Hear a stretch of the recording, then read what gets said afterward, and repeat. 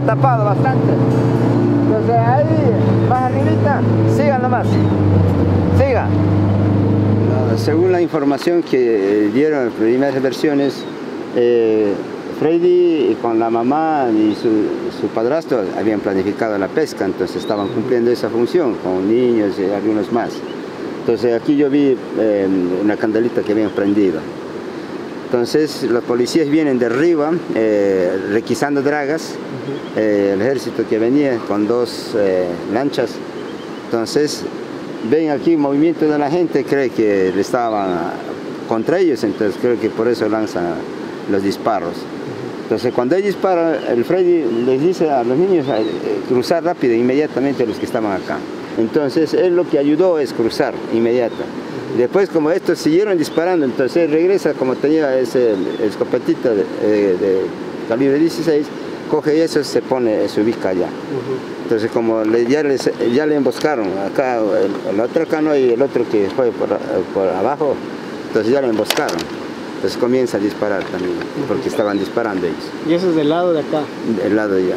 Entonces el que bajó, según lo que sé, es de que el que comandó es el Marco Cabeza, el mayor, dicen, que no le conozco.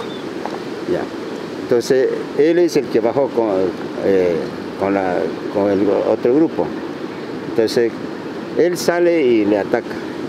Entonces el chico se autodefiende con los tiros, pero creo que en la novena se le quedó cascado el casquillo del cartucho, entonces ya no podía disparar más. Entonces el otro aprovechó.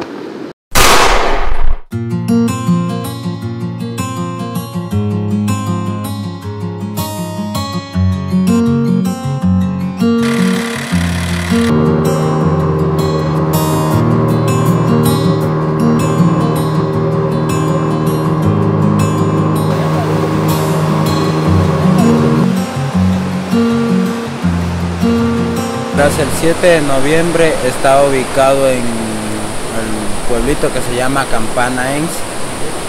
Bueno, tenía que ingresar a mi labor de trabajo, ¿no? Pero yo ese día no podía porque tenía dañado un motor y me faltaban herramientas. Me fui a otra comunidad más arriba a pedir unas herramientas, a lo que bajo y llego vuelta a Campana Ens. De ahí cojo y me cruzo al otro lado en una canoa. Ya estaba armando mis dragas, todo ya para empezar a trabajar. Y justo en ese momento bajan dos lanchas de arriba, pero como estaban a larga distancia, yo no sabía quién era. Yo pensaba de pronto pueden ser como turistas o algo. Ya cuando llega más cerca son los militares. Miro que avanzo a mirar, son los militares.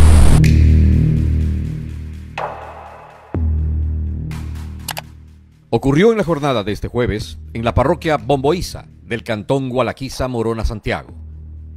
Equipos de la Agencia de Regulación y Control Minero ARCOM, junto con militares del batallón, identificaron a personas no oriundas de la zona realizando actividades mineras ilegales.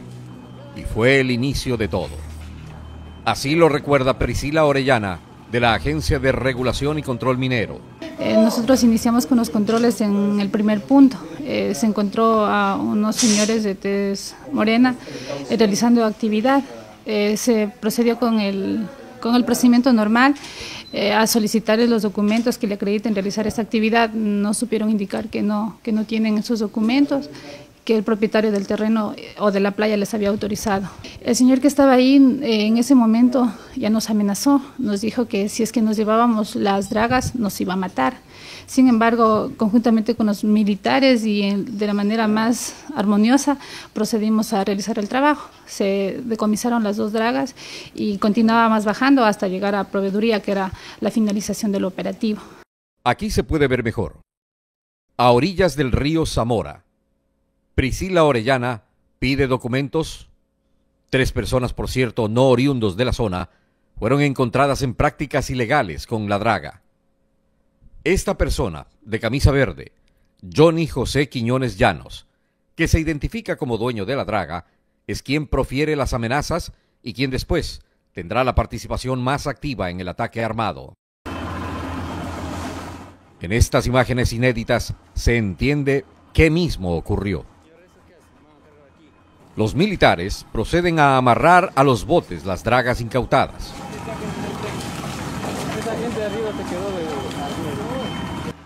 El dueño de la maquinaria, que lo vimos en las fotografías anteriores, con camiseta verde, cruza el río.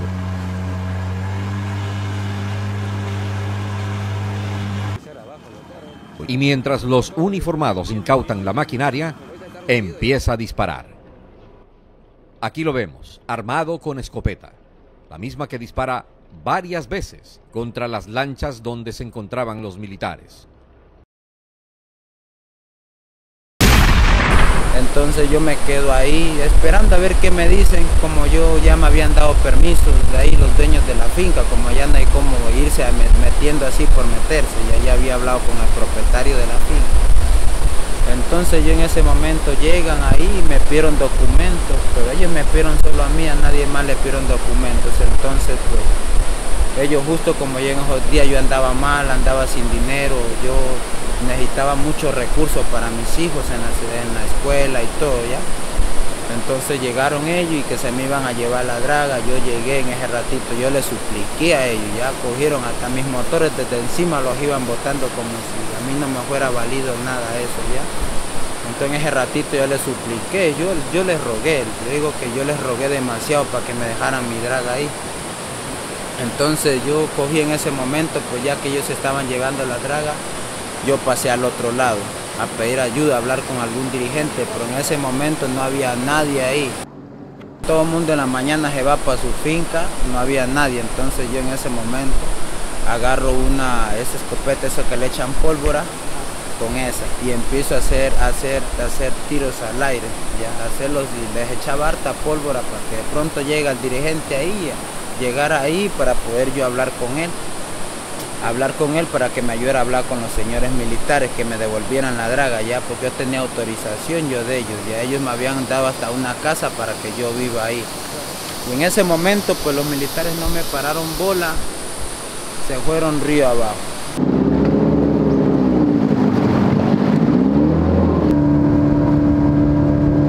Para abajo sí me fui en una canoa, justamente iba hasta el padre, iba ahí también, parece que iba el padre ahí en esa canoa. ¿En dónde paró esa canoa? Esa canoa paró en Ayantás mismo.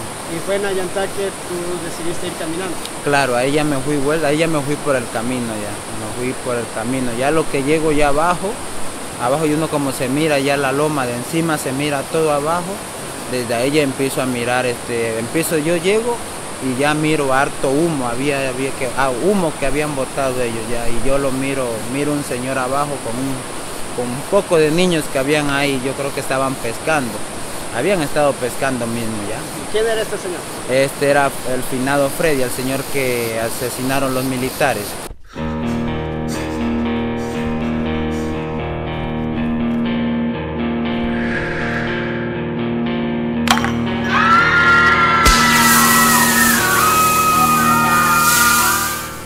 Sacó los niños y de ahí él sacó una escopeta, vuelta y un arma y se fue vuelta para allá a responder porque ellos estaban disparando. Verás, él salió de la isla y yo creo que a lo que él quiso salir, los militares lo agarraron ahí, ping, no le dieron ni una opción a él. ¿Tú viste los militares, y eso sí yo miré cuando los militares bajaron 4 militares. Igual viste como una de las lanchas se quedó en el inicio del turco. Claro, una lancha estaba en el otro lado y la otra vuelta estaba acá arriba vuelta. Dijo que bajaron 4 militares y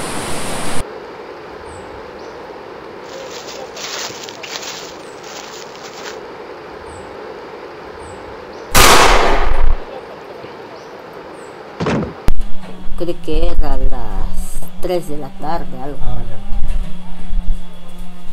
Bueno, mi suegra también se había ido ya. Yo me quedé solita, estuve con mi hijo nomás, y estaba un sobrino más pequeño también. No pasaron, de que se fueron ellos, no pasaron ni media hora, no creo que era nada. Solo escuché disparos, gritos y disparos.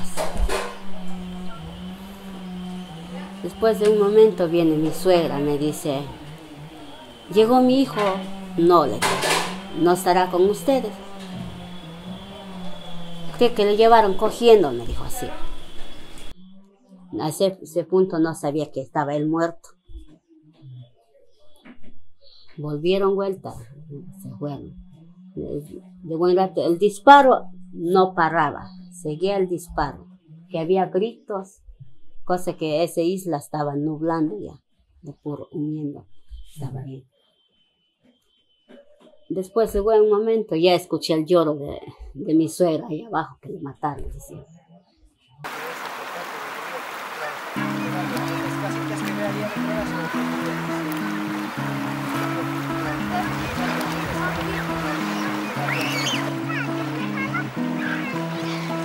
¿Qué relación tienes con Freddy?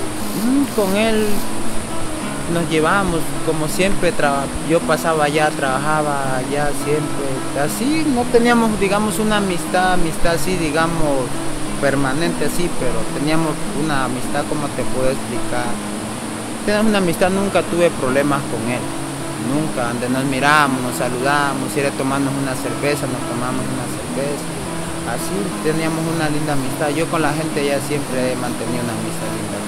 Bueno, Freddy, recién casado, es hijo de mi hermana. Entonces yo lo conocí desde niño. Crecieron conjunto con nosotros. Y entonces, un chico que normal como yo, juguetón, iba a sus acciones, se fue a la escuela, terminó su primaria. Entonces después vinieron a vivir acá, dejaron Cupiama y vinieron a vivir acá por la tierra que tenían. Entonces ya de ahí ni yo supe cómo se enamoraron con mi hija, entonces la mamá me dijo que se casen, le dije no es problema. Él era cuando le decían algo, acompaña, era para irnos. Su carácter era así. Me preguntaba si mi marido tenía draga. Y yo les he respondido que no, él no tenía ningún trabajo. Sí, trabajaba así ya, como jornalero, así nos trabajaba, y él no tenía trabajo. Él, sí, muchos le dijeron a él que era terrorista, pero él no era. Era un civil, así como yo digo, no sabía, como digo, no sabía de la ley nada. Así como pues, no era ni estudiado, nada, era de primaria, no sé. Claro, y se dedicaba solo a la vida del campo. ¿No?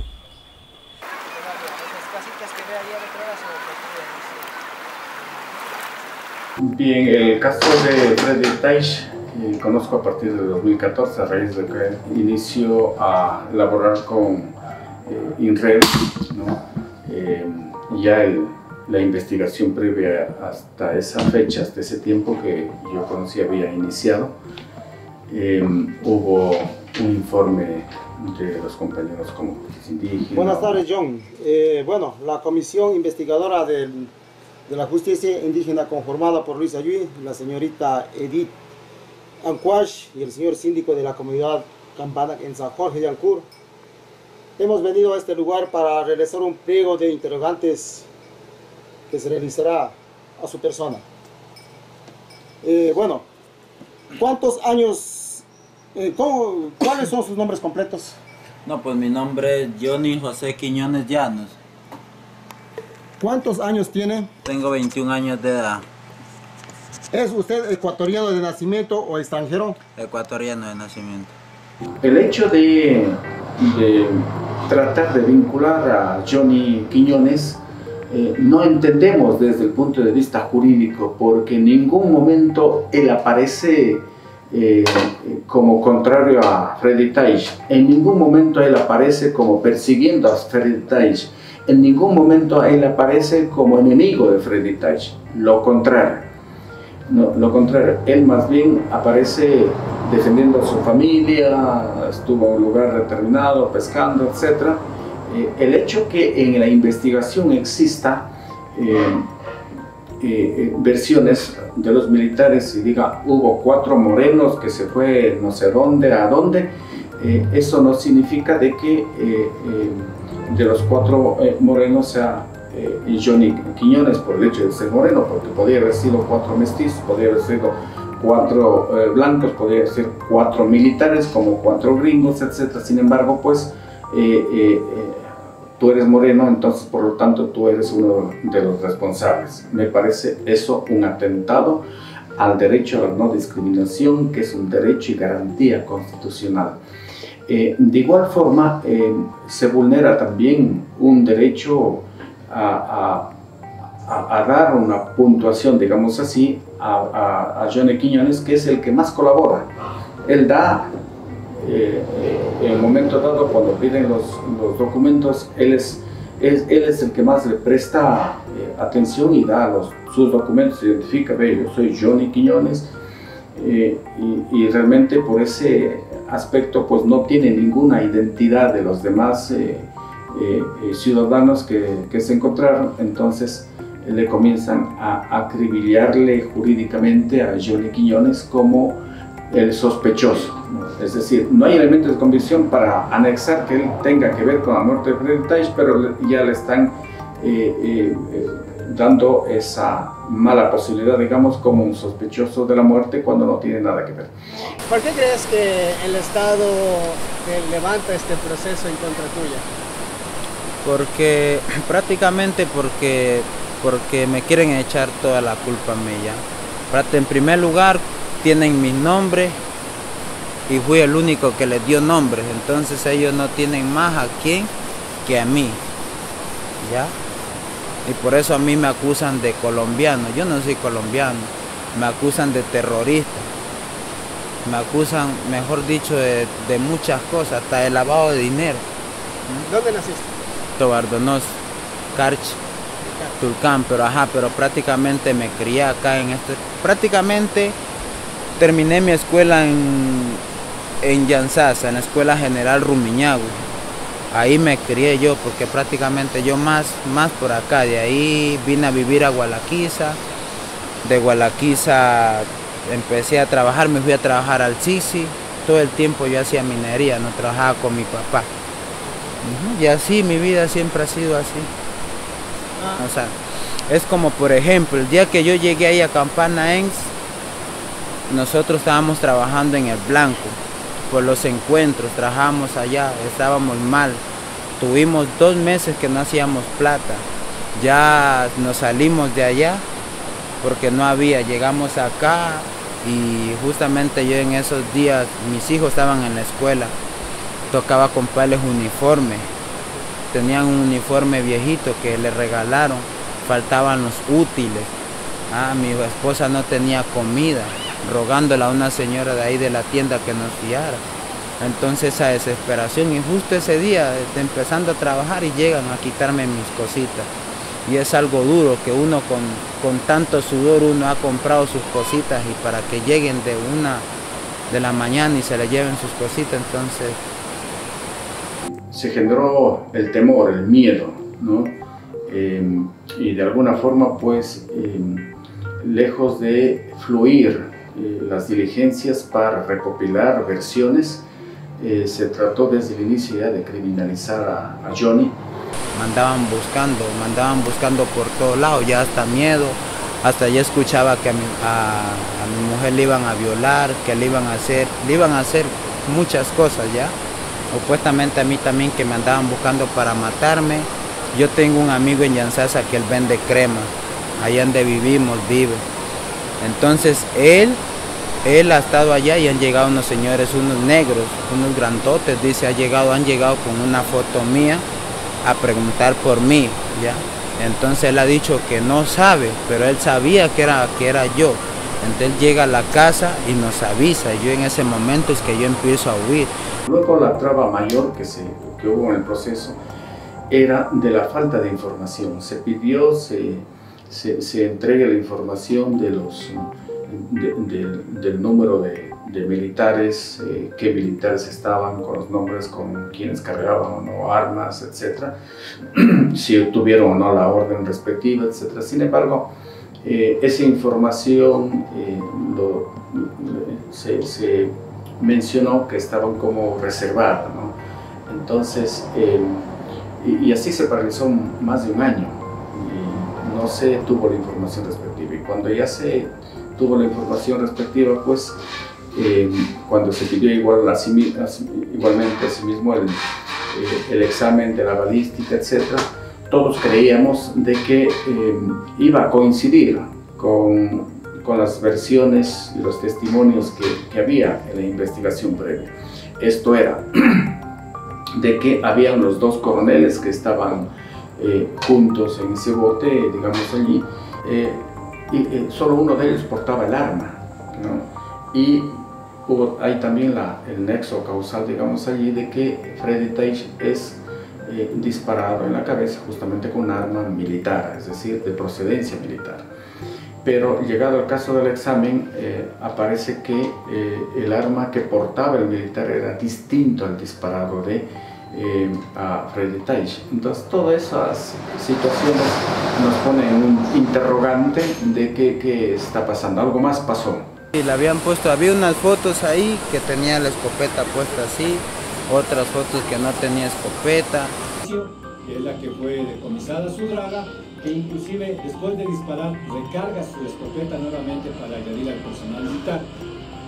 Es importante entender que a la distancia a la que se... Bueno, elementos de convicción que establece el Código Real Integral Penal contra Johnny no lo hay. Si bien es cierto, existen ya los elementos suficientes que generan convicción para un juez sobre la existencia del delito, porque hay la muerte y hay heridos. Si Johnny Quiñones desde el inicio quiso declarar y no lo hizo desde el inicio justamente porque hubo el riesgo de detención, no prestaba las garantías necesarias y suficientes.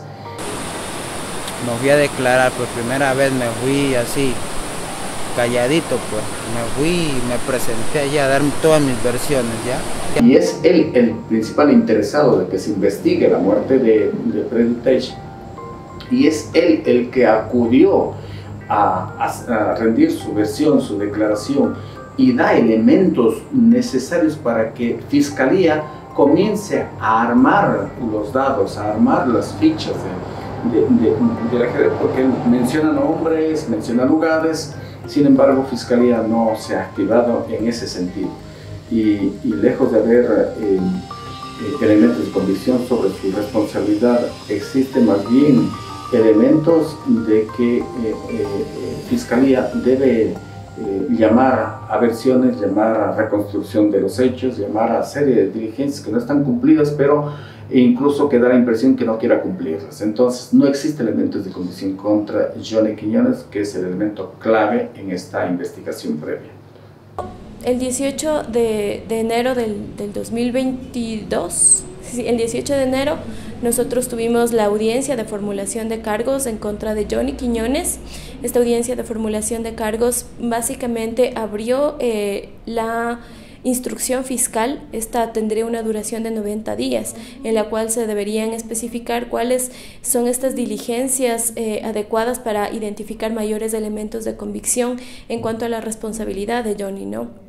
Sin embargo, es importante tener en cuenta que durante un largo tiempo esta investigación no tuvo ningún tipo de impulso fiscal. Podemos decir que incluso las diligencias idóneas, como la reconstrucción de los hechos, no había sido realizada, pese a que en un primer momento la Fiscalía lo solicitó, ¿no? En aquel entonces los miembros del Ejército no mandaron un escrito señalando que ya el personal que estaba en aquel entonces, el día del operativo, ya no estaba como parte del personal de los militares. Sin embargo, este tema de la reconstrucción de los hechos es una responsabilidad, es una diligencia sumamente importante para poder tener mayores elementos de convicción de cuáles fueron las actuaciones tanto de la gente de la comunidad como de los militares el día del 7 de noviembre, en donde se supone que hubo un simulacro. La Fiscalía había solicitado que se realicen unos peritajes de uso progresivo de la fuerza, ¿no? En ese sentido, los militares habían Y también, bueno, también que se realicen unas diligencias de valoraciones psicológicas a los miembros militares que estuvieron en aquel entonces en el operativo. Sin embargo, la respuesta por parte de la institución militar fue que eso de alguna manera violenta el principio de inocencia y que más bien ellos solicitan el archivo del expediente. Entonces esto es algo bastante importante de recalcar, porque a pesar de que Fiscalía solicitó en un primer momento, ya no se volvió no se realizaron estas diligencias y tampoco se volvió a requerir. Entonces a nosotros como Fundación INRED, como los patrocinadores tanto de la familia de Freddy Taish como de Johnny Quiñones, nos trae bastante sorpresa que la Fiscalía señale que haya nuevos elementos de convicción en el caso, pese a que durante un largo tiempo no hubo ningún tipo de impulso a la misma.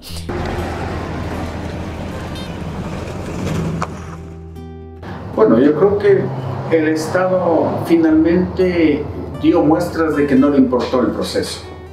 El Estado dio muestras de que quiso dormirle y finalmente prescribir el caso. Sin embargo, en este caso, INRED, al ver que no se activó el caso, al ver que no hubo resultados y efectos de la investigación, hizo la denuncia internacional respectiva. Entonces fue por eso que incluso nosotros llevamos una petición a Naciones Unidas bajo la premisa de que se violentó, de que el Estado ecuatoriano violentó el derecho a la vida, así como una tutela judicial efectiva dentro de la misma, que responde a estas diligencias, a la investigación, a líneas adecuadas de investigación.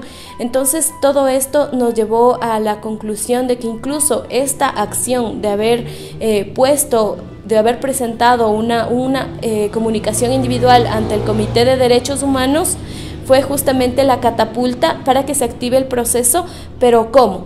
A través de dando algún tipo de responsabilidad a Johnny Quiñones. Yo sí quiero que esto ya termine, ya acabe, que caigan los que tienen que caer y que ya lo único que quiero es vivir una vida en paz, ¿ya? ¿Estás abierto a colaborar con Fiscalía? Sí, bueno, yo estoy dispuesto a todo. Estoy dispuesto a todo porque la verdad, yo no tengo temor. Yo sí quiero que esto se acabe porque la verdad, yo sí ando con miedo, porque a ratos, no sé, pienso que a lo mejor me hagan algo o a lo mejor me desaparezcan con tal de ellos lavarse la mano. Eso es lo único, eso es mi temor que yo tengo. ¿Verdad? Sí, a mí sí me perjudica harto, sí. Yo lo único que quiero es que esto ya acabe ya de una vez por todas, ya que esto ya termine, ya que todo se dé, ¿ya? Que los familiares del finado que luchen también, ¿ya? Yo sé que es duro también, porque de todas maneras el finado Freire no es ningún perro para quedar así. Tiene que responder, porque mata a una persona inocente. Ese es mío. Porque mi marido no era nada, como decir, no sabía nada no sabía nada de juicio ya. Bueno, él solo acompañaba así ya. Que harían plan para matar, que muera uno y que entre en la minería. Porque ahora todo ese sector está en minería. Así miras mismo, ya metieron. Metieron y están. Ya son todos ellos los que han pasado.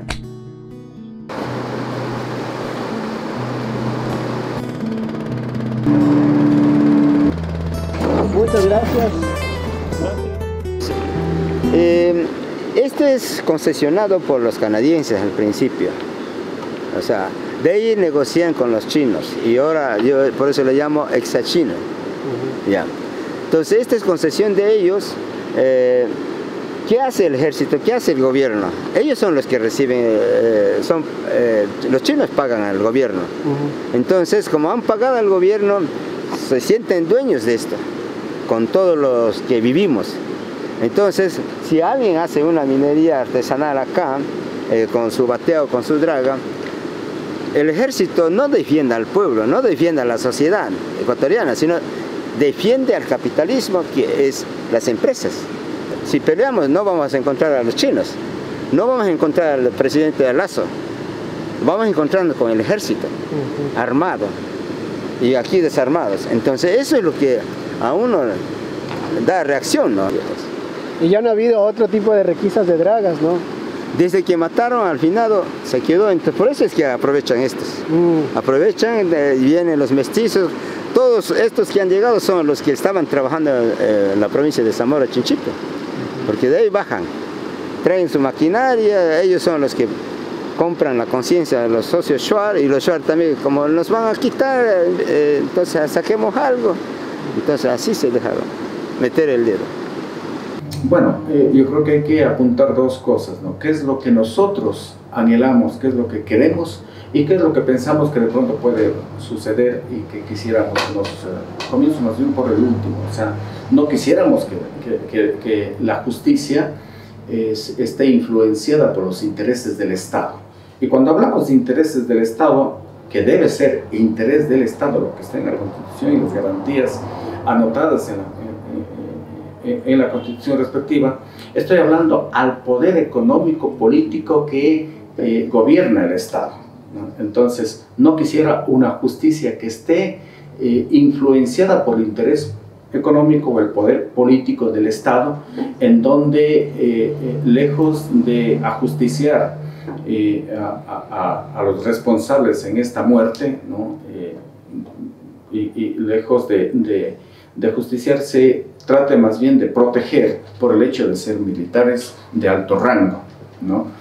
Entonces, estamos en este rango de 90 días de instrucción fiscal en el cual es necesario poder tener mayores elementos de convicción y también nosotros a su vez identificar cuáles son esos elementos de descargo en donde se identifique que Johnny Quiñones no fue el responsable de la muerte de Freddy Taish, sino más bien un testigo clave de todo lo sucedido y que de alguna manera el aparataje institucional del Estado ha buscado un chivo expiatorio que en este sentido sería Johnny Quiñones.